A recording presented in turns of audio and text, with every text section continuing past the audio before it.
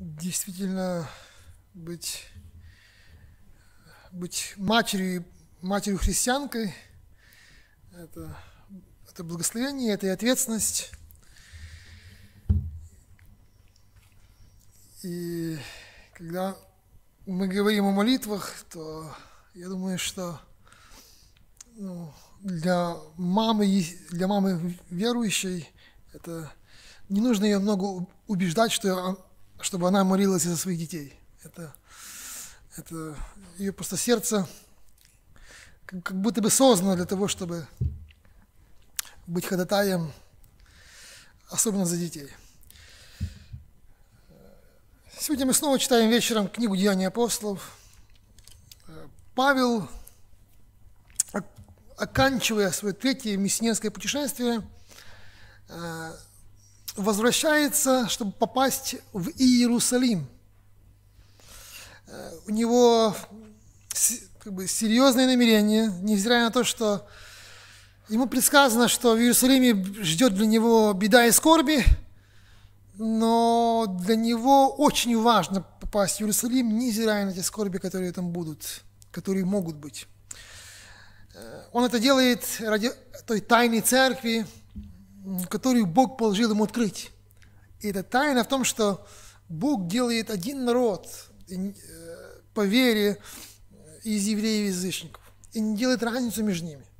И чтобы этой не было разницы, он стремится попасть в Иерусалим, чтобы, может быть, решить те какие-то недоразумения, которые возникали между этими довольно-таки разными группами верующих людей. Итак, он в Иерусалиме. И ему апостолы сказали: да, брат, мы рады за твое служение среди язычников. А он еще принес пожертвования от язычников. И это тоже было символом, как одна семья. Люди другой национальности чувствуют себя братьями, сестрами к ним, к их евреям, к верующим евреям, не зная их, просто отдали часть своих денег, потому что там кто-то из них нуждается и беден, и Павел их принес. И также было для него радостью, что и евреи тоже приняли, потому что даже бедный еврей, он не у всякого бы взял деньги.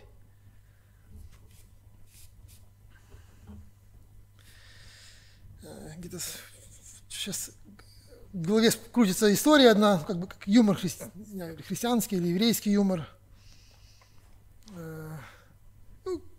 Примерно так, я дословно не помню. Где-то раввин узнал, что какой-то еще не старый, молодой еврей умер. Говорит: что случилось с ним? Почему он умер? Он умер от голода. Не может быть такого. Евреи от голода не умирают. Он, наверное, умер от гордости. Ему стыдно было попросить, потому что другой бы еврей дал. И вот эти евреи, верующие евреи, без гордости, понимая, что не народ, а один Божий народ, приняли это пожертвование.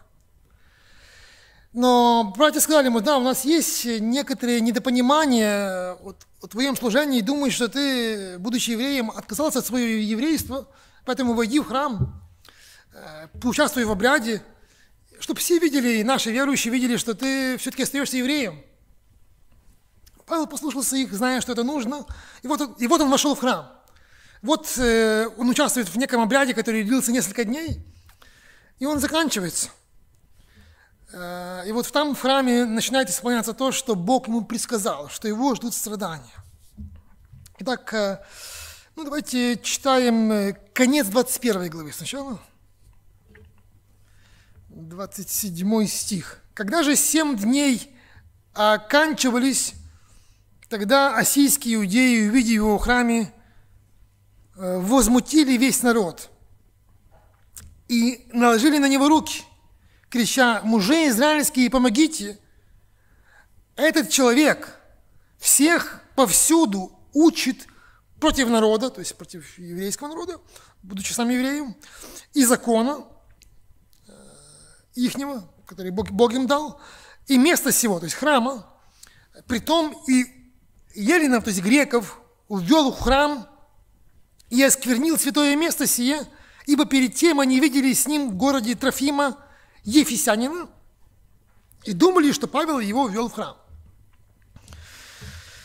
Это был, по-видимому, праздник Пятидесятницы, когда многие еврейские паломники со всего мира считали за честь и за святой долг попасть в Иерусалим на этот праздник. И там в храме были тысячи паломников с разных концов земли.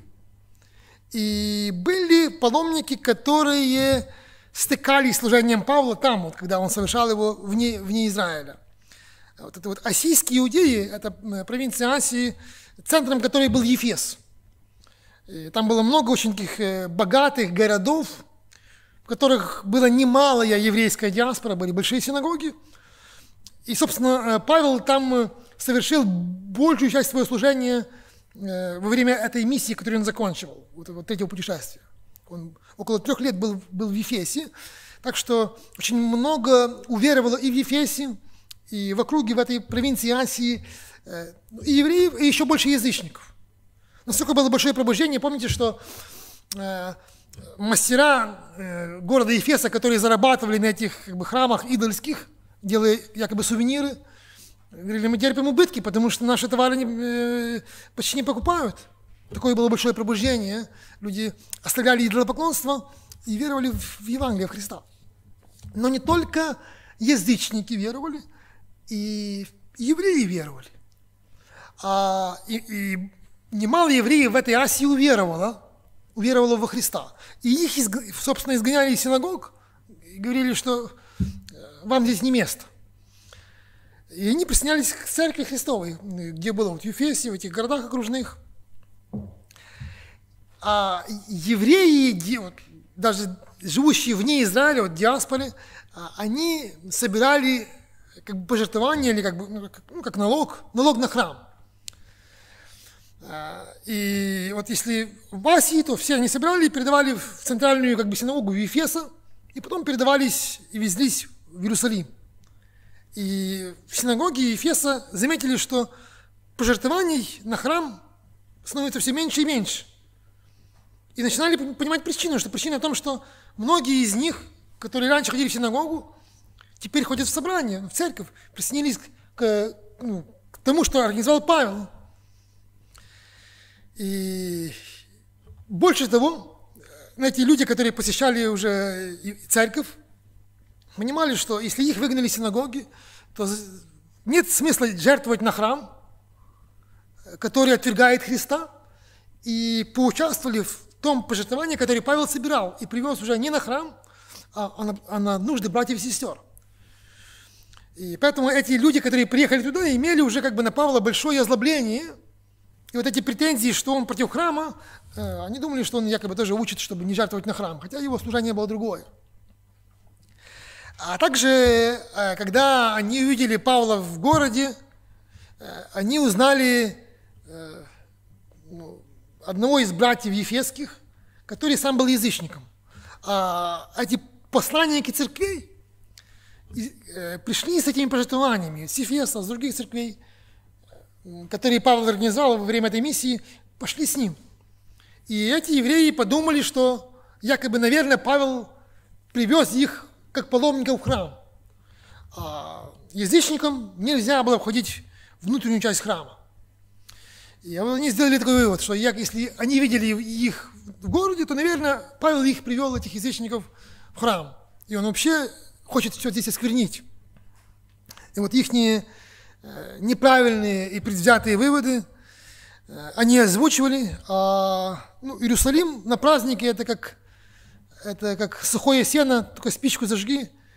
Любой крик в храме богохульствует или что-то здесь храм оскверняет. И тут все эти паломники такие ревностные, готовы убить любого, якобы за Бога, за святость. И вот эта спичка зажглась, и Павла готовы были убить. Смотрите, стих 30. Весь город пришел в движение, и сделалось течение народа, и схватили Павла, повлекли его вон из храма, и тотчас заперты были двери. Знаете, для чего из храма, почему двери заперты так быстро? Потому что священники переживали, чтобы его не убили в храме. Вне храма пусть убивают, а в храме это будет осквернение храма.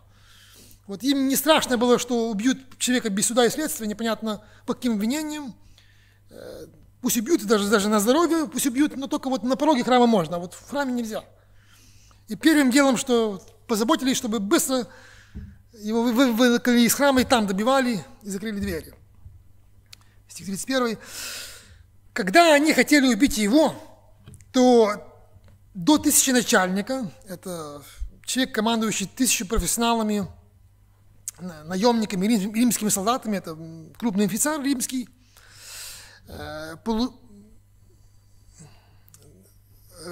тысяченачальника полка дошла весть, что весь Иерусалим возмутился. Он тотчас взял воинов и сотников и устремился на них. Они же, увидев тысяченачальника и воинов, перестали бить Павла. Этот основной отряд римских солдат в Иерусалиме находился непосредственно возле храма. Вот был храм, территория храма, и к нему примыкала крепость Антония. В этой крепости это была их как штаб-квартира. И особенно в праздники они были все начеку. Знали, что на празднике особо опасный период, может быть любое восстание, заварушка. И у них суровая дисциплина. Вот тут его бьют, уже готовы забить. Только эти дали сигнал, и моментально эти воины, эти сотни солдат выбежали, эту толпу раздвинули, отдавили и вырвали Павла из их рук еще живого.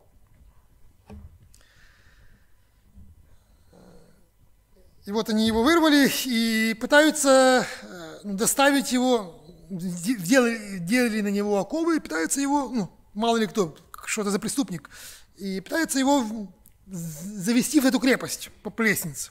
Стих 35. Когда же он был на лестнице, то воинам пришлось нести его по причине стеснения от народа. Ибо множество народа следовало и кричало «Смерть ему!».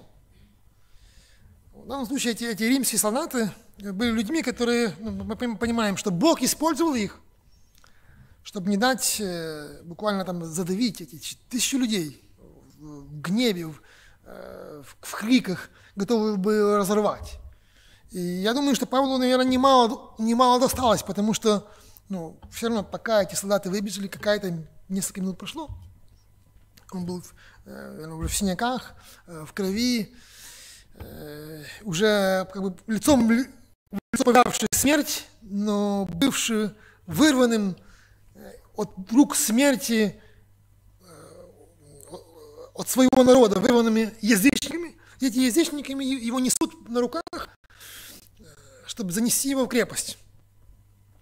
И в этот момент Павел обращается к этому главному офицеру, говорит: разреши мне дать слово в оправдание перед этой народом, перед этой толпой, которая ревет и кричит о моей смерти.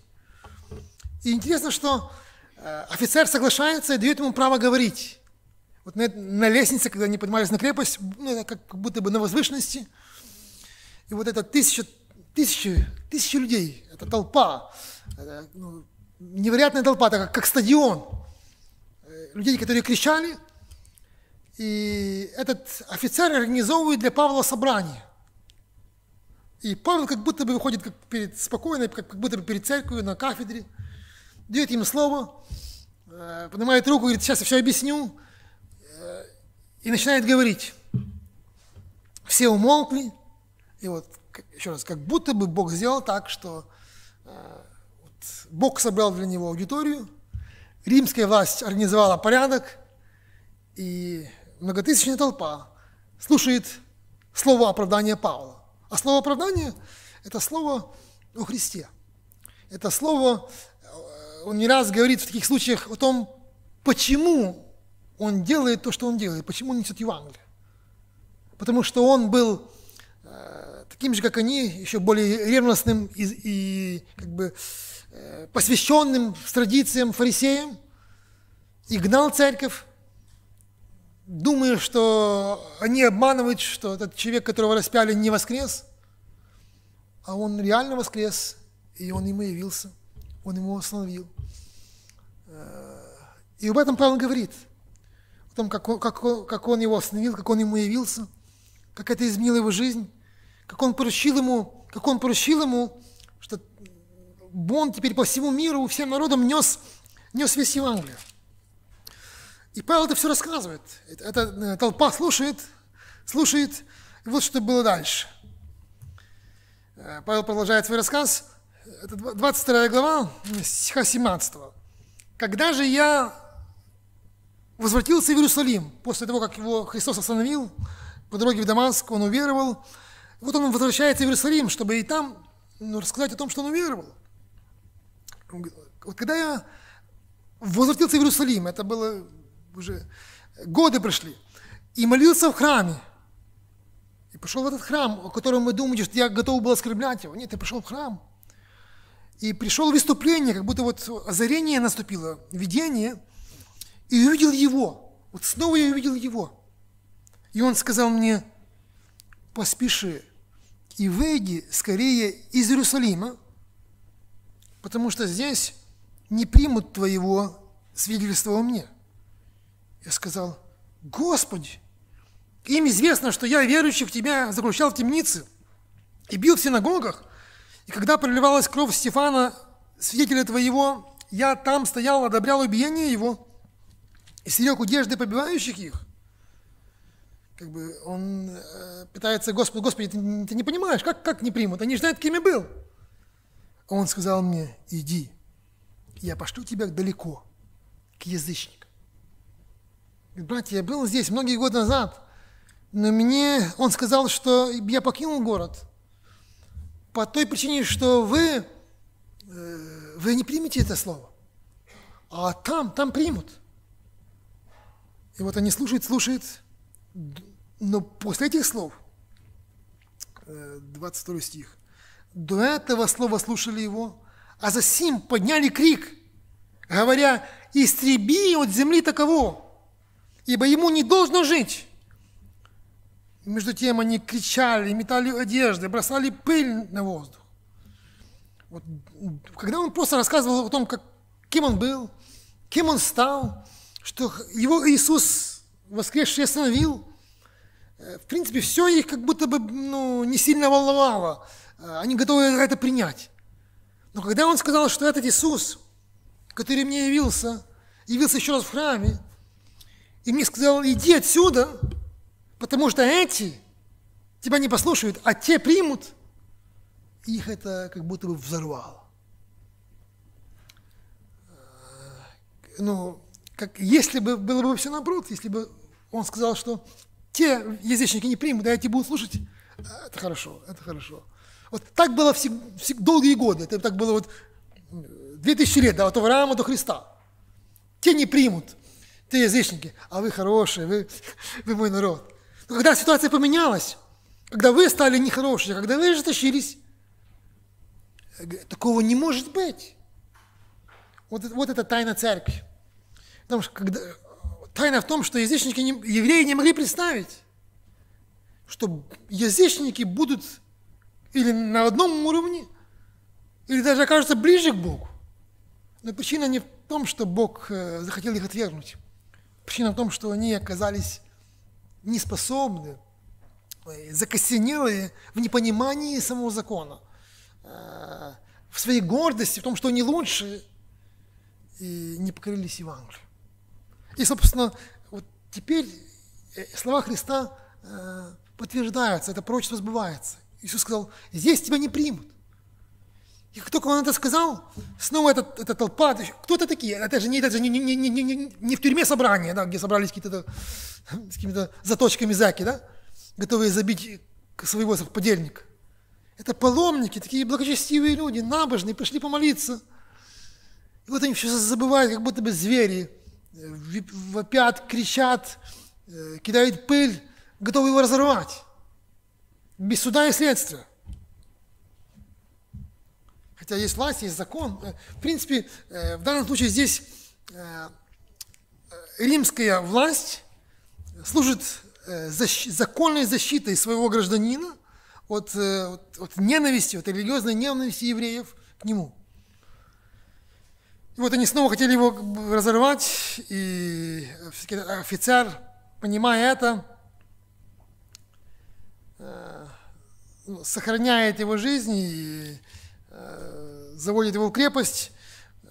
Он даже готов был его пытать, узнать, что это за такое. Павел в себе представляет, что так готов его разорвать, что он такое натворил. Но Павел сказал, что он римский гражданин, и он понял, что так делать нельзя, все должно быть по закону. Нельзя было гражданина Рима как-то наказывать, если вина его не доказана, если он не имел права защищаться. Тогда этот тысяченачальник делает еще одно собрание. Теперь он собирает синедрион, вот, как бы еврейский суд из духовенства, чтобы в этом вопросе разобраться. Ну там толпа там простонародье, они не понимают, они кричат. Думают, соберут теперь духовенство, раввинов ихних, богословов, вот такие, они очень такие степенные, мудрые люди. Приведу Павла, вот что они скажут. Он собрал синедрион на другой день и привел туда Павла. Мы читаем, глава 23 будет 6 стиха. Узнав же Павел, что тут одна часть саддукеев, а другая фарисеев, возгласил в синедрионе: мужи-братья, я фарисей, сын фарисея, за чаяние, или как бы за ожидание, или как бы за надежду в воскресение мертвых меня судят. Когда же он сказал это, произошла распря между фарисеями и саддукеями, и собрание разделилось, ибо саддукеи говорят, что нет воскресения ни ангела, ни духа, а фарисеи признают и то, и другое. Сделался большой крик, и встав книжники, то есть как бы богословы фарисейской стороны, спорили, говоря: ничего худого мы не находим в этом человеке. Если же дух или ангел говорил ему, не будем противиться Богу.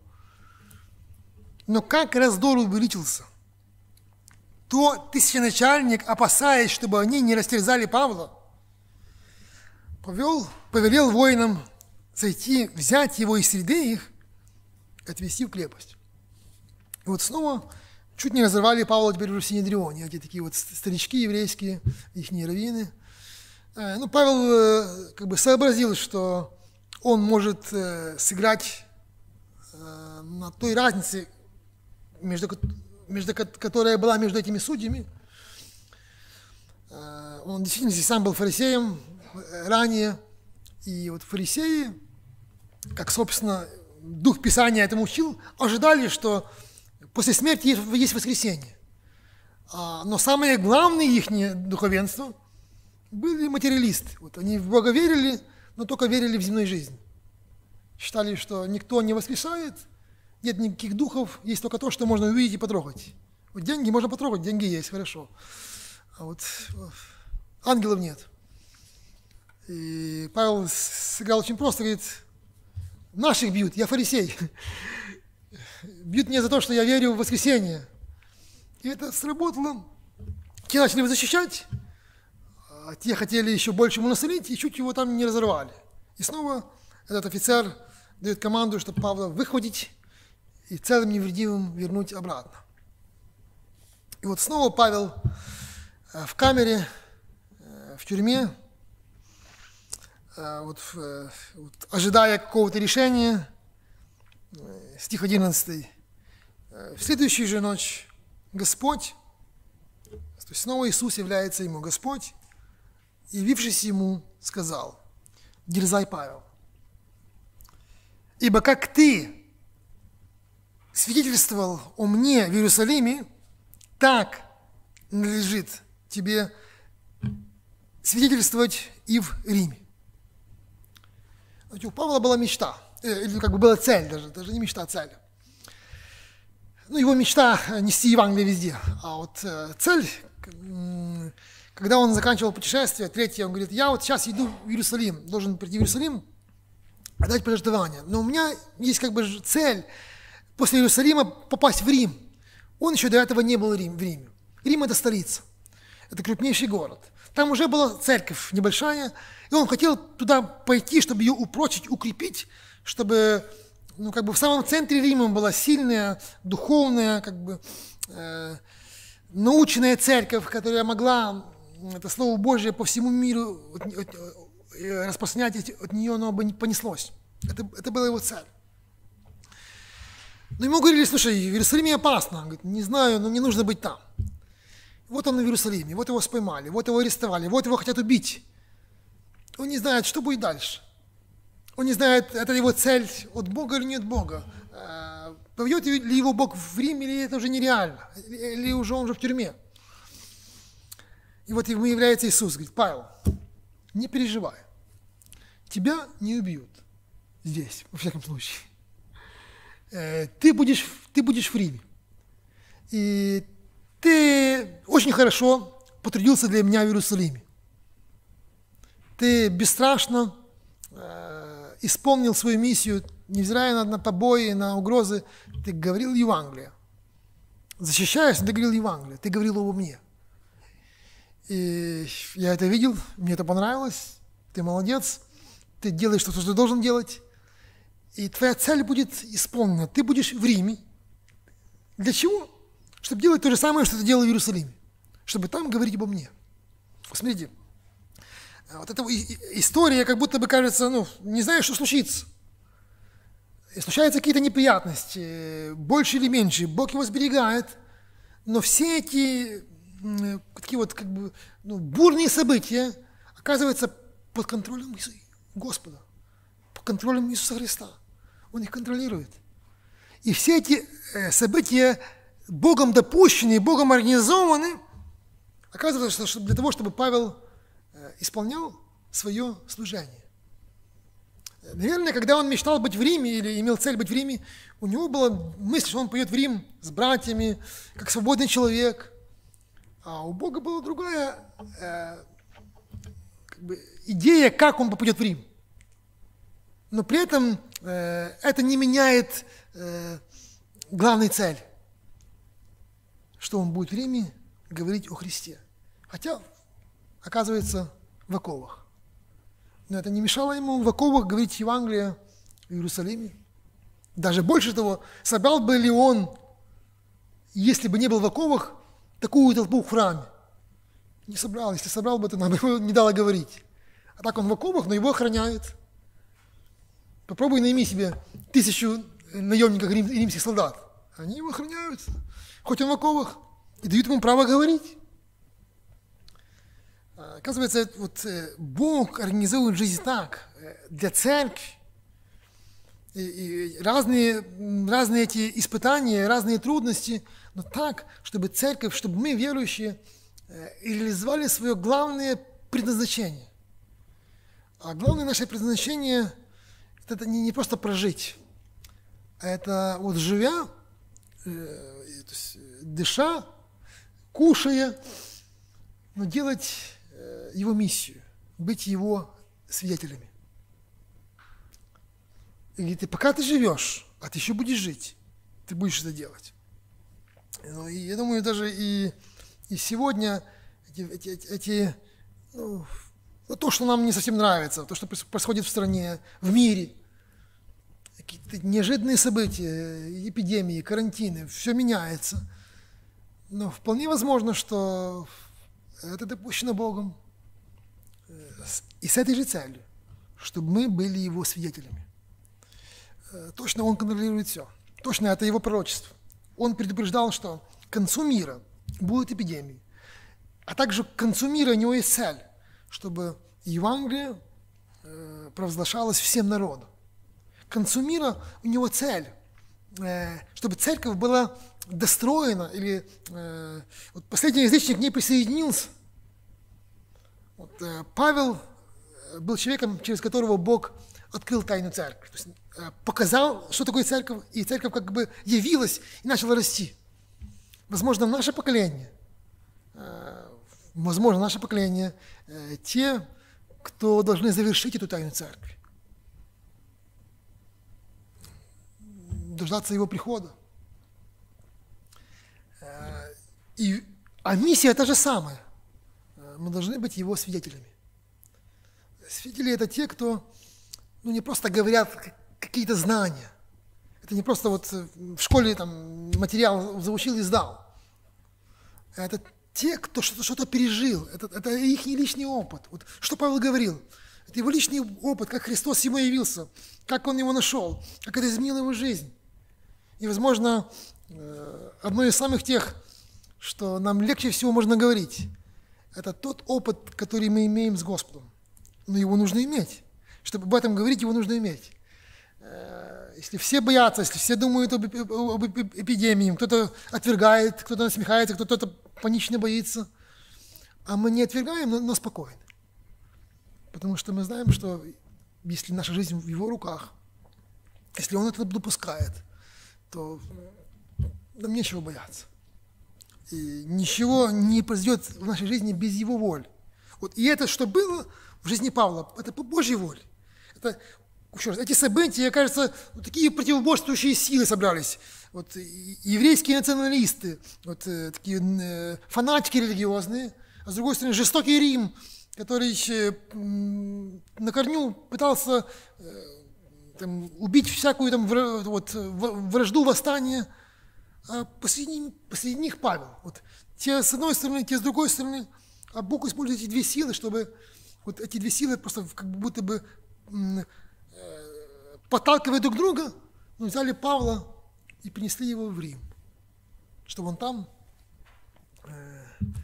как узник, говорил Евангелие. Так, пару слов еще давайте. Какая глава у нас? 23. Мы читаем? 23 глава. Является Христос, говорит, ты будешь в Риме. И вот иллюстрация, как это сбывается. Как это начинает сбываться. Стих 12. С наступлением дня, это была ночь, вот это видение, с наступлением дня некоторые иудеи сделали умысел и заклялись не есть и не пить, доколе не убьют Павла. Было же более 40 сделавших такое заклятие. Они, придя к первосвященникам и старейшинам, сказали: мы клятвою заклялись не есть ничего, пока не убьем Павла. Итак, ныне же вы Синедрионом дайте знать тысяченачальнику, чтобы он завтра вывел его к вам, как будто вы хотите точнее рассмотреть дело о нем. Мы же прежде, нежели он приблизится, готовы убить его. Вот 40 фанатиков, которые готовы умереть, но они не могут жить, если Павел будет жить. Вот они затеивают такую вот очень небезопасную аферу. И на эту такую вот преступную идею соглашаются первосвященники. Вот. Это в одном городе, это Иерусалим. В Иерусалиме это крепость Антония, где Павла охраняют римские солдаты. Они попросили первосвященников, чтобы те обратились и дали запрос тысяченачальнику римскому, этому офицеру, чтобы он еще раз привел к ним на суд Павла. Однозначно, чтобы он, если бы согласился, он дал бы большой отряд римских солдат, которые бы его охраняли и вели бы его в суд. Эти решились на пути в суд напасть на этих римских солдат. Однозначно, что если бы такое было бы, там было бы много крови. Неясно, кто еще кого. Но у них была надежда, а может быть мы все-таки перебьем этих римлян и убьем таки этого Павла. Даже если мы все умрем, и Павел умрет, это будет хорошо. И интересно, что, вот, еще раз, по-видимому, снова вот лицо этого духовенства, они соглашаются. Пусть это будет, это их руками. План. Стих 16. Услышав о сем умысле, сын сестры Павловой пришел и, войдя в крепость, уведомил Павла. Оказывается, какой-то племянник Павла, о котором мы ни разу еще не слышали. Племянник Павла, оказывается, там был в Иерусалиме. Кто он, откуда взялся, верующий он, неверующий, ничего не известно. Этому племяннику Павла. Как? Каким образом? Это тайная операция, о которой никто не знает. Он узнает, где-то кто-то проболтнулся, я не знаю, или где-то он услышал. Он узнает об этой операции, идет к Павлу, рассказывает ее, был доступ к Павлу. Павел посылает его к офицеру. Офицер узнает, говорит этому начальнику.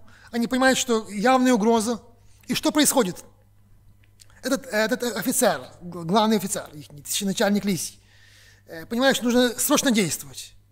И он, это было этим днем, а на следующий день такое планировалось. И он ночью, под покровом темноты, посылает почти 500 римских солдат, то есть половина своего отряда. Половина своего отряда посылает ночью, чтобы не Павла незаметно для евреев переместили под охраной из Иерусалима в главный город, где была администрация Рима, в Израиле, в Кесарию. Почему такое происходит? Потому что Бог держит все в своих руках.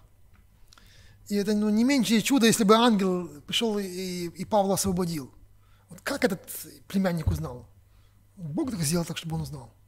Бог сделал так, что он вовремя сказал. Бог сделал так, что римский офицер, который был большим ревнителем закона, сделал эту операцию ночью, чтобы спасти Павла. У Рима свои цели, у евреев свои цели, но у Бога и Павла свои цели. И этим действует Бог. И пусть Бог нам благословит также быть в Его руках, быть теми, которых Бог использовал, чтобы мы жили для Его свидетельства. Аминь.